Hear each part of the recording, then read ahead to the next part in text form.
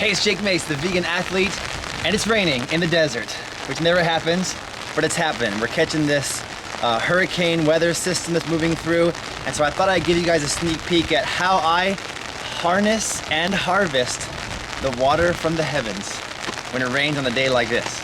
And so here's my rain barrel, and you can see how it's almost overflowing with the water from the roof. So once my barrel's full, my buckets are full, I take this guy out. I plug it in right here. Look at my system right here. I plug it in to my overflow right here, and I connect this to the top. And now, two things have happened. One, I got a barrel, a 55-gallon drum full of water. I've also filled up all these 5-gallon buckets full of water and my watering containers. And now all this excess overflow water is coming down off my roof, 1,000 square feet of space, into this tube in the ground, and then it's kind of shooting out the tube that I myself planted in the ground, and it's going underneath that fire pit slash solar dehydrator.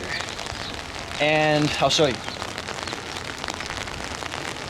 Underneath this fire pit is a coffin, and all my enemies are buried in. Oh no, I'm just kidding.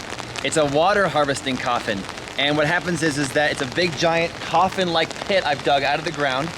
And what I did is I put the tube from the roof, empties the water into this coffin-like pit. I have the pit filled up with river rock on the bottom, about this deep, granite rock above the river rock, and then mulch and wood chips above that with native dirt above that. And I brought it back to ground level. So it's an underground aquifer, and there's a trench that goes from the water pit to each of my trees that surround it. And I'm sure that the water just absorbs into the earth as well, but each trench is angled using gravity, so the water, when it wells up, flows toward my peach tree, my Asian pear tree, my pomegranate tree, and my jujube Chinese date tree, and it feeds these trees, and those trenches are filled with river rock as well. And the water, when it empties out, it goes into an airspace. So I created an airspace with an upside down tank. It's like an old dog kennel that I put blocks underneath to make it stable. And the tube empties out in between two blocks, so the water drops off the roof, down the tube, and it drops about a foot onto the ground. That way no tree roots will ever grow into it and clog it up. It's been about, what, 5 minutes? Yeah, so 5 minutes later you can see that it's still flowing the same amount of power. The Asian pear is filling up first. You see that? Just because of the grade of the ground. They're all not exactly flat, but they're pretty close, or within inches. If you point the camera right here, you can see the little river, underground river, that is flowing in there.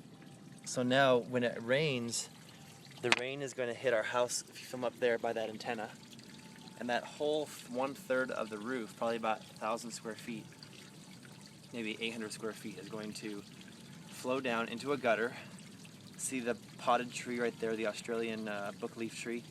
It's going to come down behind that tree and go down the trench into here. So when it rains, it's actually going to be, the water's going to be coming out twice the speed of the hose right now, because this it's such a large amount of water.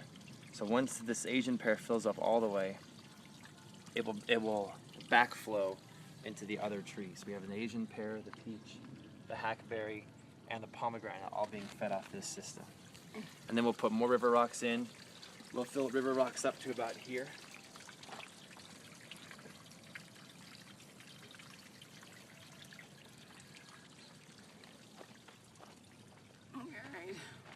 So then ultimately, check this out, we'll fill river rocks up to about here where my hand is, about 2 or 3 inches away from the surface.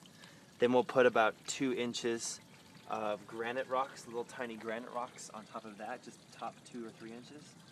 And then we'll cover that with dirt.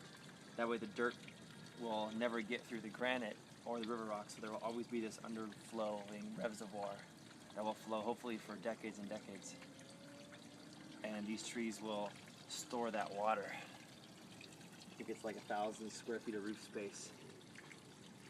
will give you about 600 or so gallons of water if it rains an inch. And I got this idea from Greg Peterson at the Urban Farm at urbanfarm.org, and I took his class on water harvesting at the Desert Botanical Garden. It was a really informative class, and at the class he talked about how he plants the water in the ground as opposed to gathering the water in tanks. So I'm doing a little bit of both. I got the tanks going, very crude, it looks kind of crude but it works, and I got the planting thing going on. So I have one of these here and one of these over there at my other side of the house, and they're my overflow. So right now there's water welling up down. I've never had an overflow, I've never had a cave-in, and my tree, my peach tree here, in its third year, Florida Prince Peach in the desert, has been doing fantastic. We got 300 to 500 peaches off this tree last year, and the pomegranate in the corner is also doing amazing. It's one of the biggest trees in our yard. They're only in year 3. So I recommend if you guys live in the desert and you have your house, harvest the water somehow off your house. And instead of letting it run off onto your sidewalk and disappear into the system, you're harvesting a piece of it for use later onto your edible landscape. And so my entire garden here, come on over. What I'll do in the days ahead is, after the rain stops, I'll empty all my barrels by gathering the water into my watering cans, and I'll water my garden by hand. And when the water's gone, it's gone, but at least in the meantime, I've used free water from God. God? So, I really hope you guys are inspired to do the same thing at your home. And just, I mean, I don't know about you, but I find when rainwater is on my plants, on my trees, on my garden, my plants always grow much better with rainwater as opposed to the chlorinated tap water that's coming from the city.